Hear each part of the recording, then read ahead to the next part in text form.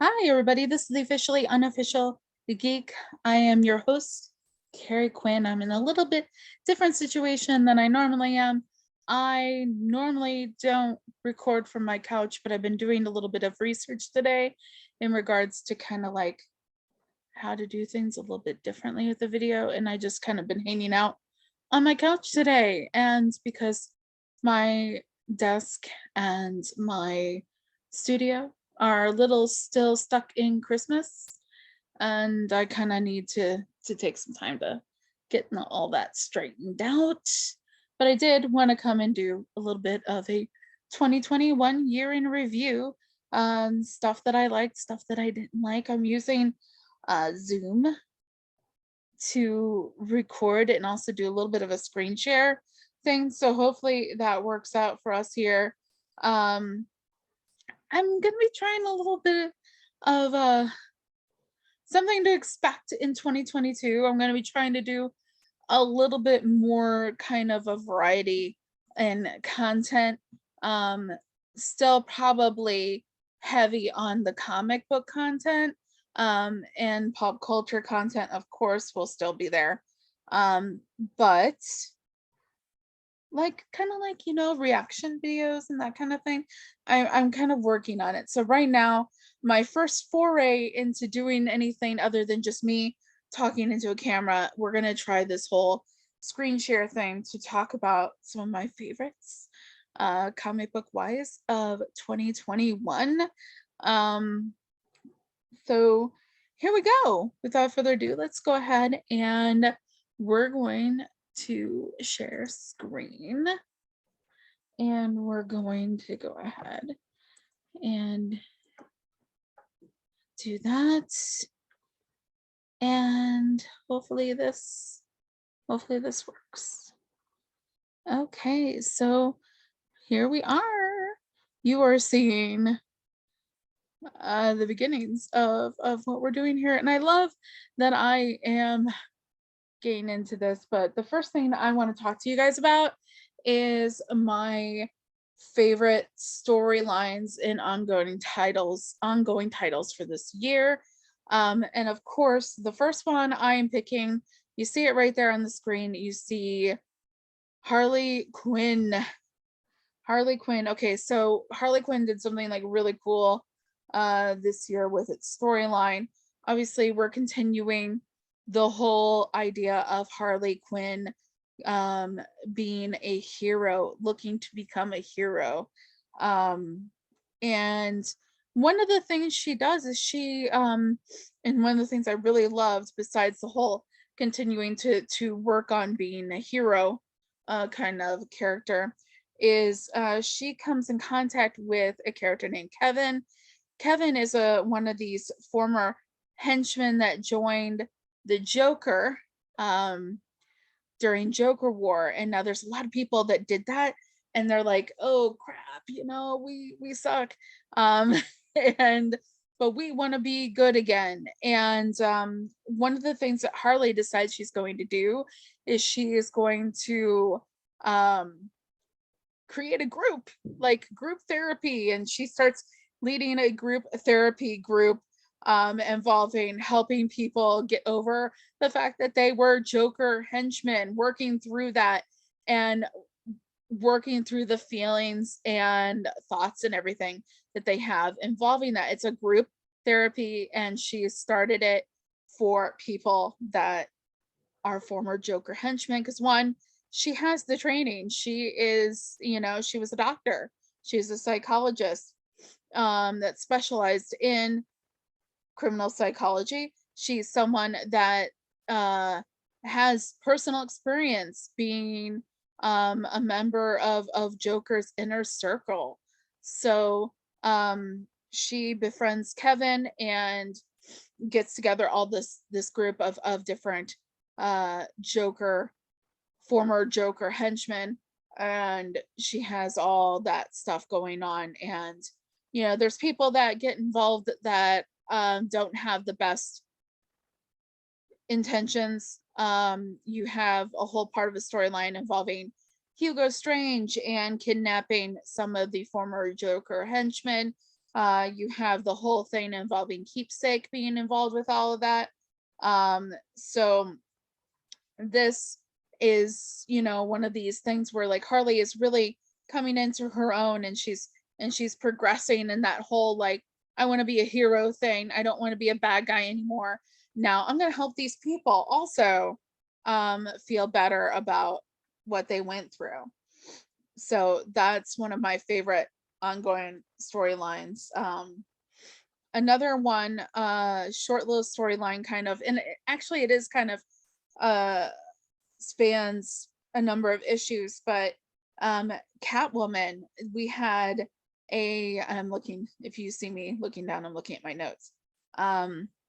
We have Catwoman starting in issue 31. Basically, she pulls off like this amazing heist, and in the process, with her strays, in the process, ends up kind of, she was not expecting this at all. She stumbles upon an aspect, a part of poison ivy that is being kept prisoner in a test tube, like a human-sized test tube, basically, and she frees poison ivy. And now poison ivy, that's just part of poison ivy, as you find out in Batman and other stories, that there is a main form of poison ivy referred to as Queen Ivy.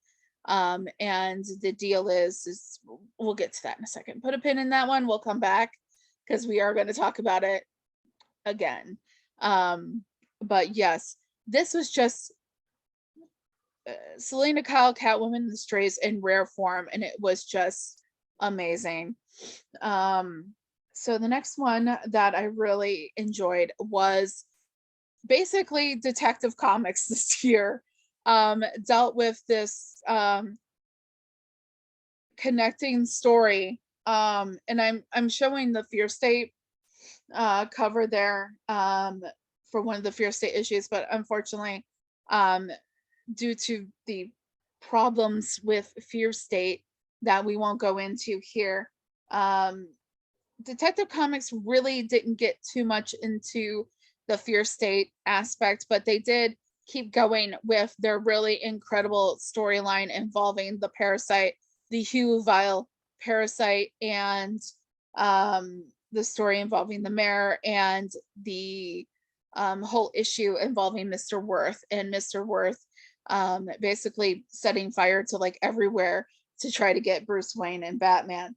Like literally, dude just kept on blowing stuff up, and because he has money and power, he kept on getting out of jail, and then he'd go and like blow something else up, it seemed.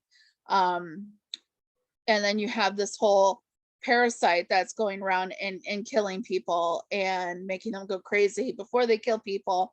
And then the parasite jumps from host to host, kind of like it multiplies and separates and jumps from host to host. And it's like, at one point, like Batman gets infected, Huntress gets infected. One of the things that I am looking forward to coming up in the next year is that it seems like we're going to see some more Huntress coming into Detective Comics, which is going to be really great. So I'm excited about that. But it was really great writing, really great art by a lot of it of Dan Mora, Tamaki doing the writing. Actually, to be completely honest with you, I'm going to come out with something in a little while, hopefully, where I have high hopes involving Tamaki, involving her future with DC Comics, and I have viewpoints about that, and so we're going to come back to that in another time, another video, another way. But for right now, Detective Comics, Hugh Vile Parasites, that is an awesome storyline, and I really did enjoy that a lot. So when Infinite Frontier took off earlier in the year of 2021, we had soft reboots of basically everything. There's more to it than that, but to get right down to it, we had a new series of Nightwing start, written by Tom Taylor, and the art done mostly by Bruno Redondo. And basically what we came right down to is it kind of revisits the situation where during City of Bane, Alfred was killed. Now what happened was Alfred left Dick Grayson, Nightwing, a shit ton of money. And so this whole story, beginning storyline of the Infinite Frontier jump off for Nightwing, is basically Nightwing, Dick Grayson, trying to decide how he spends that big old wad of cash that Alfred left him. And it was, you know, what he really wanted to do is he wanted to do something great for Bloodhaven, and he spends that first arc trying to figure out what he wants to do, and also having some kind of life-changing things happen to him throughout that entire arc. And I don't want to give everything away about it in case you haven't read it, because I really do recommend going out and getting that first trade, and you'd be able to see everything I'm talking about. He does really good shit with the money, and there's also some really cool stuff that I think, now that they are done getting sidetracked by Fear State, we're gonna get back into it, and I hope we do see a little bit more of each of these things. So the next storyline that happens in ongoing series is, this next one is plural. Series is it series? I should, guys, sorry, my grammar is not that great today, I think. So there were a number of things wrong with Fear State, and if you're familiar with my channel, you can go and check out the other video that I made. It's about an hour and 20 minutes long, where I talk about Fear State as a whole, and coincidentally, all the things that kind of went wrong with it, and all that. So there is an aspect of Fear State that actually is a really beautiful and wonderful storyline. And if you watch that video, you'll also get to the point where I talk about who the real MVPs of Fear State are, regardless of any of the problems that were within it. And I talk about the story lines of Harley Quinn, Poison Ivy, and Catwoman, and also the gardener, because the gardener's there too, even though technically, yeah, there's a whole thing involving that. But so you have the story of Harley and Catwoman basically doing everything they can to reunite the two parts of Poison Ivy with each other, to make her whole again. And it's a really beautiful story about doing what you can, not only because you're trying to do the right thing, but you're doing whatever you can for the person that you love.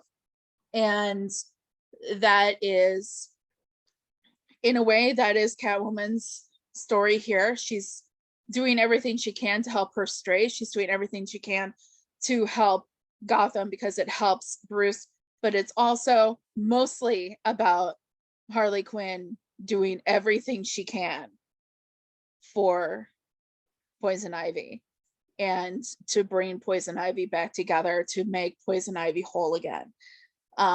Regardless of what it gets her or anyone else in the situation. That is, her goal is to protect her beloved Gotham and her beloved Ivy, her beloved Pamela Isley. And that is really fucking beautiful. That's the only, in my opinion, in my humble opinion, of which I swear a lot while giving, that is the heart of that whole storyline.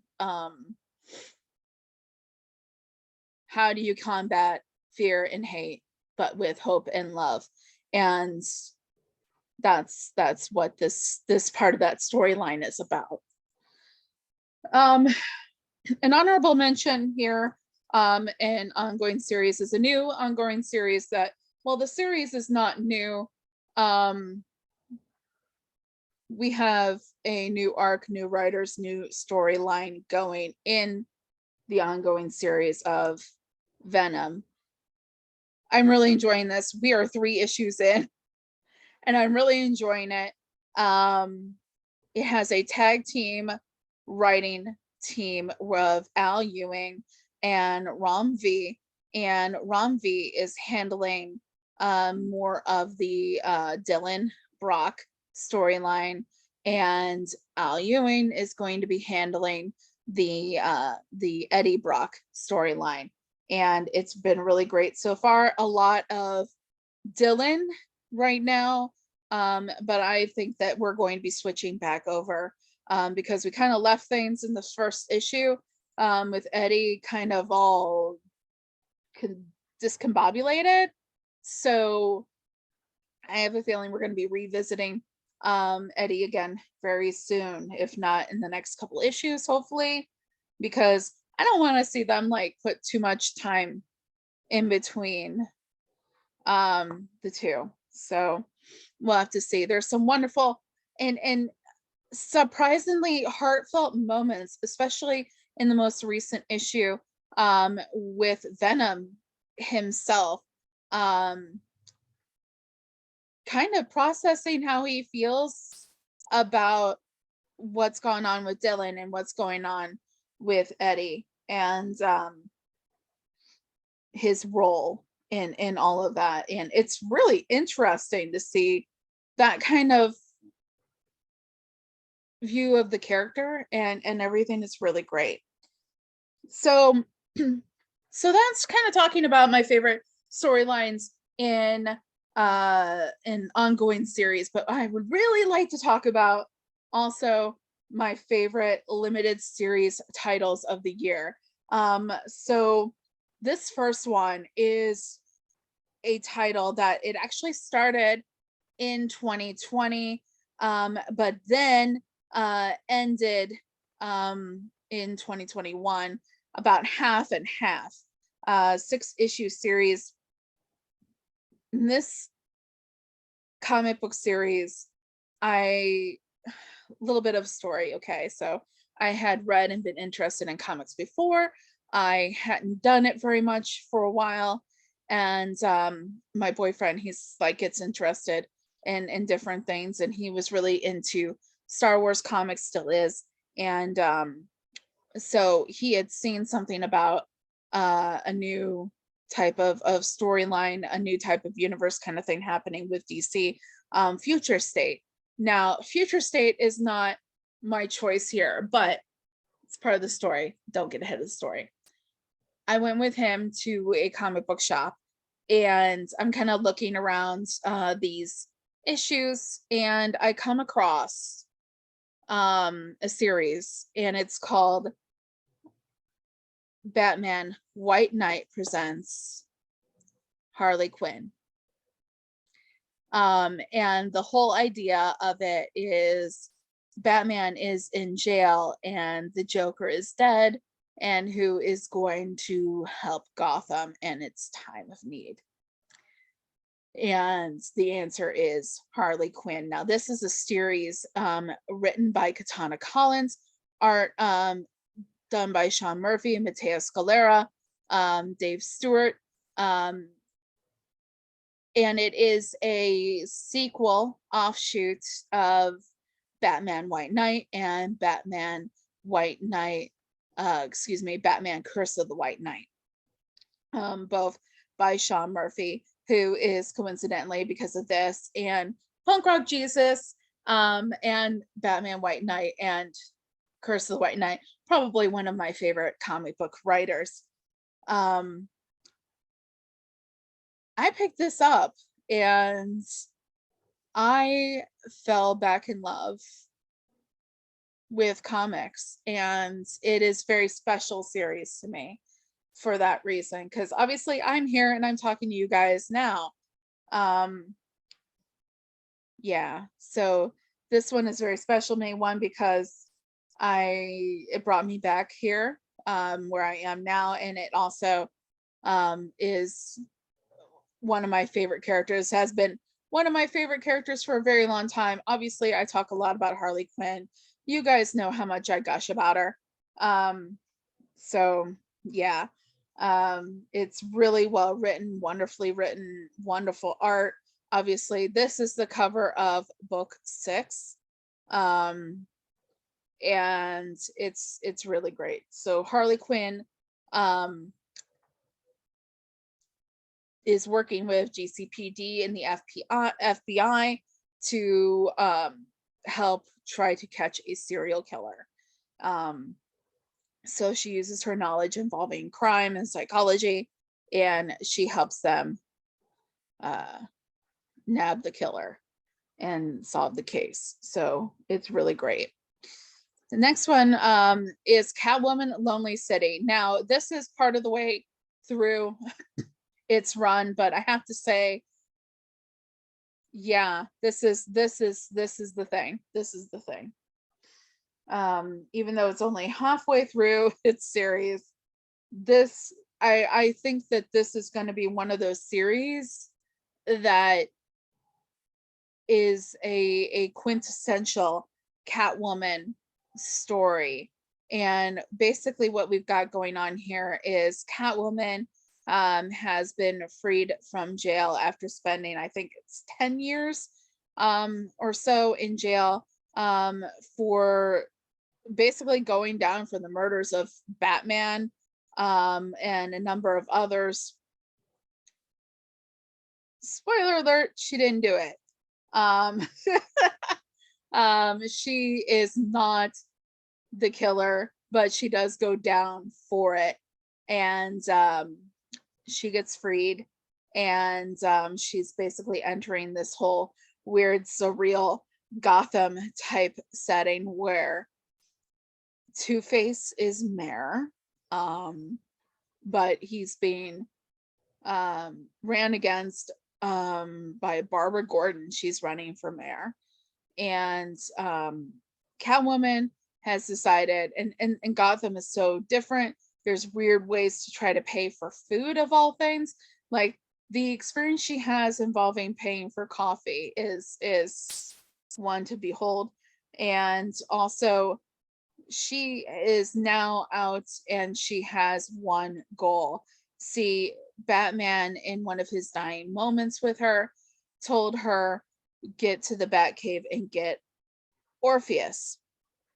Well, this is basically her goal. She has to figure out a way at this point, at the age of 50 something, to break into the Batcave. So these 4 issues, and we're a couple in now, are basically going to be dealing with her trying to pull off one final heist. And she's doing all these things where her knees are bad.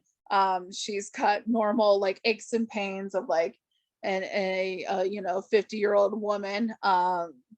So she's dealing with all that. And I love it because I'm 40 years old. I'm not quite as old as Catwoman. But seeing that and having some of the things that have been coming up for me, like arthritis type stuff and everything like that, that's been really plaguing me and everything, and seeing her doing what she's doing and having similar problems. I feel really seen, and I like that, and I appreciate that from Catwoman. So I'm really enjoying this, and I'm going to keep on enjoying it into 2022. But it does end up being one of my favorite limited series from this year. The next one it's a little bit different. It is not DC. It is not even a major label. It is a behemoth label comic. It was 3 issues, and I would not have known for this one. I would have not known about this one if it wasn't for hearing about it on another comic show. So this is Cinnamon. Now, Cinnamon, I think, is a must read if you are a cat owner. So Cinnamon is a young cat that is owned by a woman, and they live in like a house or apartment. And Cinnamon has a very rich imagination about her life. And so she has her enemies, she has her friends. I love this one issue in particular of the 3 issues where she's dealing with the intense animosity that she feels towards the laser pointer. And I just thinking it because I have 2 cats, and thinking about how they react to the laser pointer and everything, and reading this is just so cute. Nice little palette cleanser for anything. And I adored it. It was great. It was wonderful. Just if you're a cat owner, cat lover, you got to read this. You got to read it. So on the darker side of things, now for something completely different, we have Batman Reptilian. Wow, guys. Okay, so this Batman Reptilian is an Elseworlds kind of tale. It's written by Garth Ennis and art done by Liam Sharp.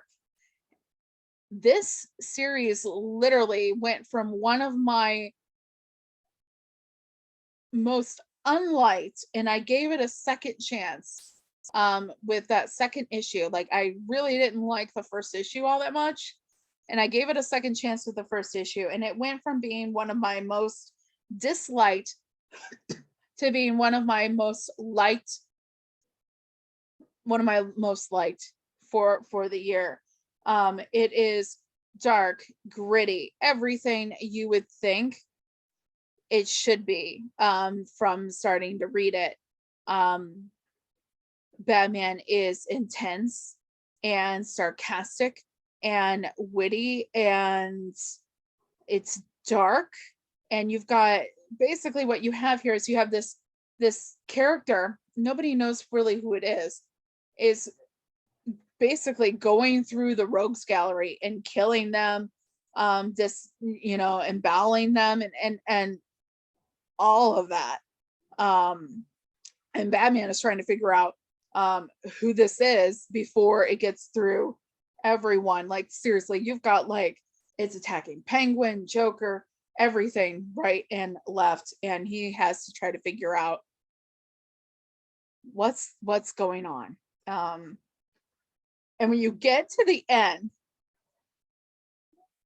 it's just, oh my gosh, it's the feeling that you get when you like get to that point and you figure out what's going on. Like, you can kind of guess that there's,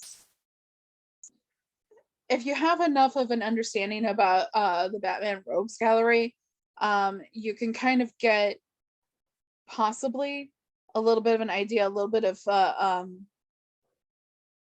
theory is probably going, and you're either going to be completely on the ball or you're going to be completely wrong.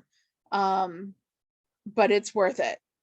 Get through those 6 issues. Seriously, get through it. Notice like all the differences involving the art and the art style. Liam Sharp is just fantastic, I'll tell you that much. God, it's just wonderful. It's just wonderful. Dark, gritty wonderment is Batman Reptilian by Garth Ennis. So another palette cleanser we're going to talk about is Elvira meets Vincent Price. This is a Dynamite label. Excuse me. This is a Dynamite label. And it's going to be 4 issues. We have 1 issue that still needs to come out, but we've got 3 of the 4 issues out now. So basically what we got going on is Elvira is having some problems with her career. It's hard to believe that considering it's Elvira, but we'll go with that. We'll suspend that disbelief for a moment. And she's having some problems with her career, and she kind of gets betrayed a little bit by her agent, and she's kind of down in the dumps. So she decides she's going to sit down and she is going to watch some of her favorite Vincent Price films. And Vincent Price's ghost comes to Elvira and needs her help. And it's involving a film that he's supposedly made, but then never got released. And she needs her help to do something in regards to that, to do like this big, like the earth and the everyone's life depends on it, basically.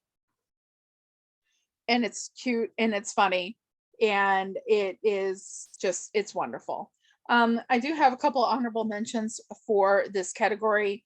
My favorites here, one, Suicide Squad Get Joker is absolutely fantastic. We're still waiting on that third final issue. And it's not supposed to come out until this month. That's one of the things I hated about comics this year, where, all of a sudden we're sitting there waiting months in between issues. Like I can't even remember exactly what month. This is one of the covers for issue 2. Came out like October, I think. And we're waiting until sometime in January for the third one. What the heck, guys? What the heck? But it's great. It's great.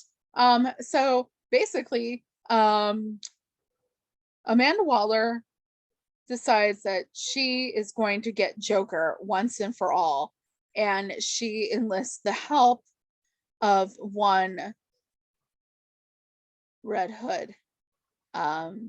She gets Red Hood to lead a task force X, Suicide Squad group to get Joker, and everything that happens with that. And I can't tell you much more. Of course, Jason Todd is leading the Task Force X to get Joker. And of course, I can tell you, considering the cover that we see here, that Harley is involved. So of course, yeah. So another honorable mention involving limited series is Infinite Frontier series, 6-issue series. We've already gotten through it all. And it's basically is a jumping off point for Justice League Incarnate, which we are getting through right now. Had a few issues of that come out. It's been pretty good so far. Infinite Frontier here is kind of setting up the next big thing that's going to happen in the DC multiverse. We've got President Superman. We've got Flashpoint Batman, Thomas Wayne. We've got Captain Carrot. We've got Darkseid, guys. Darkseid's here, as you can see on the cover. All these people are involved. We've got Barry Allen's Flash. We have Arsenal. We have Roy, as he's in there, right? So it's really great storylines. Only 6 issues for this one. We're only a few issues into Justice League Incarnate, which is kind of the continuation of Infinite Frontier. It's really great. I'm really enjoying it. I'm really enjoying kind of working through the whole Darkseid thing. And we just had a big, in my opinion, big reveal in Justice League Incarnate's most recent issue, that I am in particularly excited for, because I love what got revealed. It was pretty awesome. Major villain character brought out that we had not seen before, but we're quite familiar with the circumstances surrounding that villainous character. So one of the things I started doing a lot this year, just to kind of move forward into the next component of this video, is I started really working on my collection. Meaning, you know, collecting old issues on top of the new stuff I was reading, kind of working on doing those collections of, you know, scoring different books that interest me as a collector. And I wanted to do a little bit of some of my favorite past issues, like back issues that I scored this year. Now, this is not all of them. This is just some of my favorites. Okay, so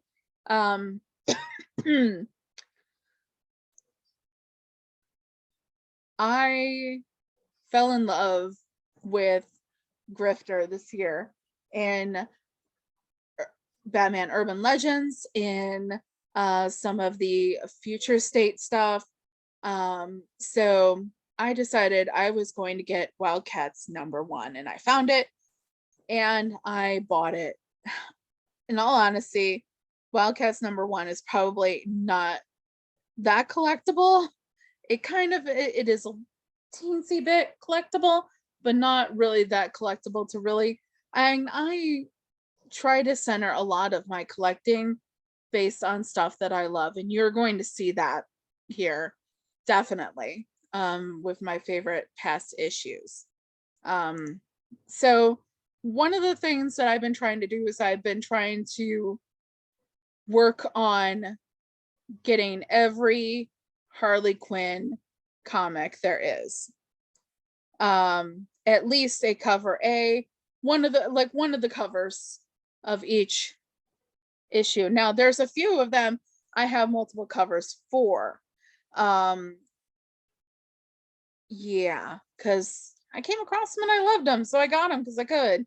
Whatever. Okay. So, but some of the really cool ones that I found this year was there was a 3-issue arc called Undercover Punker, and it's Harley Quinn DC rebirth 5, 6. Isn't that really cool? It looks like a freaking punk cover, doesn't it? Punk cover of an album. So there's number 6. Excuse me. Try. And then number 7. So yeah, that's now that's not the only Harley Quinn issues that I've gotten this year. Those are just 3 of my favorites. I also scored the Punisher Warzone 1. I just love how crisp that cover is. It's so cool looking. I love it. And why not get some Marvel? Why not? Especially if it's Punisher. Now this actually is a picture of the cover of my first CGC buy. So I actually, this is eBay. This is my first bid and win.